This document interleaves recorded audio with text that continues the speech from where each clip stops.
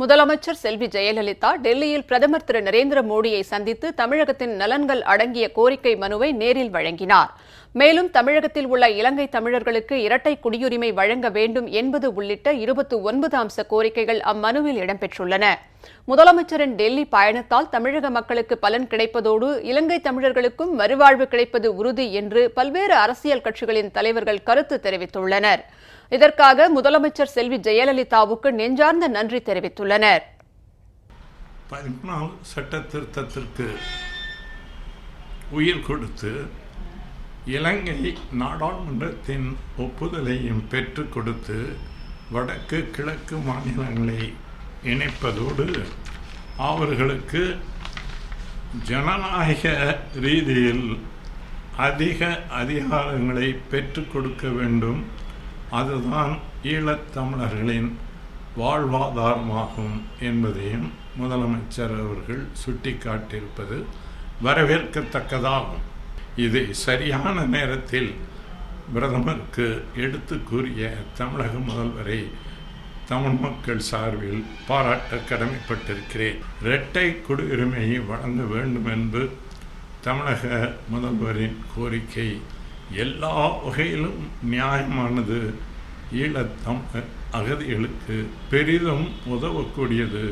அவர்கள் வாழ்வில் ஒரு மறுமலர்ச்சியை ஏற்படுத்தக்கூடியது என்பதையும் எண்ணி பார்த்து அவருக்கு நம்முடைய நன்றியை நான் தெரிவித்துக் கொள்ள.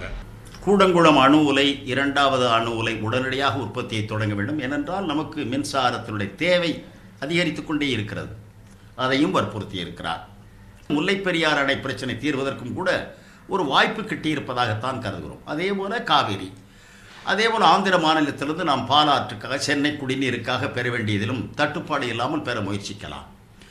இவை அனைத்தையும் தொகுத்து பார்த்தால் மீனவர்கள், விவசாயிகள், கைத்தறி நெசவாளர்கள் இந்தியா முழுமையில் மருத்துவர்களாக ஆக வேண்டும் என்பதற்காக ஒரு பொது தேர்வு என்ற மிரட்டல், அதை நிறுத்தி தமிழக மக்களே உங்களுக்கு வழக்கம் போல செய்யலாம், அதை இந்த ஆண்டுக்கு மட்டுமல்ல நிரந்தரமாக செய்யுங்கள் என்ற கோரிக்கை. இவை எல்லாவற்றையும் பார்க்கிற போது சகல பகுதி மக்களுக்குமான கோரிக்கையாகும். எனவே கன்ஸ்ட்ரக்டிவ் அப்போசிஷன் என்ற ரோல் இருக்கிறது. ஒரு அரசாங்கம் என்பது மினிஸ்ட்ரண்ட் அண்ட் மிலிட்டன்ட் என்று இருக்க வேண்டும் என்றால் 2 குணங்களையும் ஏகமாக பெற்று வற்புறுத்தப்பட்டிருக்கிறது என்பதுதான் தெரிகிறது. ராதா மோகன் சிங் என்ற அக்ரிகல்ச்சர் மினிஸ்டர் சொன்னது என்னன்னு கேட்டீங்கன்னா, be in touch with Jayalalitha, Jayalalitha சே சம்பர்க் ரக்கியே, உன்சே பாத் கர் லீஜியே, தினமும் போய் பார்த்து பேசிட்டு இருங்க அப்படின்னு ஒரு இன்ஸ்ட்ரக்ஷன் கொடுத்துருக்காரு. இது ஜெயலலிதாவுடைய டெல்லி விஜயத்துக்கு மிகத்த வெற்றி. வாயில் வரை வழி அனுப்பிய நரேந்திர மோடி ஜெயலலிதாவுக்கு எவ்வளோ முக்கியத்துவம் தராங்க தெரியுதுங்க. காங்கிரஸ்ல இருந்த 4 முக்கிய அமைச்சர்கள் மத்திய அரசாங்கத்தில் மன்மோகன் சிங்குடைய சர்க்காரில் இருந்தவங்கலாம் தமிழகத்துக்கு என்ன செஞ்சாங்க? மொத்தம் 9 மந்திரி இருந்தாங்க. செஞ்சு முடிஞ்சது. அந்த 29 திட்டங்களும் அப்பவும் தான் இருந்தது. ஏன் அவங்க கலைஞர் பண்ணவில்லை? அது ஜெயலலிதா இன்று செய்வது ஏன் கலைஞர் நேற்று செய்யவில்லை?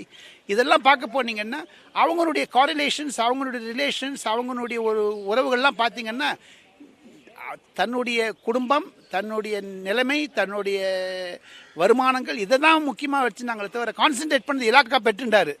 ஆனால் 2Gயில் நிறைய ஊழல் பண்ணாங்க. எது எடுத்தாலும் ஊழல் பண்ணாங்க. புரட்சித்தலைவி அம்மா அவர்கள் பிரதம மந்திரி நரேந்திர மோடியை சந்தித்து தமிழக மக்கள் நலன் சார்ந்த கோரிக்கைகளை வைத்தார்கள். மீனவ பிரச்சனை, முல்லைப்பெரியாறு, தமிழருது, இந்த மாதிரி தமிழுக்காகவும் தமிழக மக்களுக்கான நலனுக்காகவும் நேற்று பிரதம மந்திரியை சந்தித்து 50 நிமிடம் அந்த தமிழகத்தின் கோரிக்கைகளை வைத்து பிரதம மந்திரி அவர்களும் இதை கனிவுடன் கருதியளிப்பதாக கூறியிருக்கிறார். இதன் மூலம் தமிழக மக்களுக்கும் தமிழகத்தில் உள்ள அனைவருக்கும் இது நல் பயனாக அம்மாவின் கோரிக்கை ஏற்று கண்டிப்பாக மத்திய அரசும் செயல்படும் என்று நம்பிக்கை இருக்கிறது. தமிழ்நாட்டுக்காக 29 கோரிக்கைகளை வச்சு எல்லாத்தையும் வெற்றிகரமாக முடிச்சுட்டு நேற்றுக்கு மெட்ராஸ் திரும்பியிருக்காங்க. அந்த கோரிக்கையெல்லாம் ரொம்ப நல்ல கோரிக்கையாக இருந்துச்சு.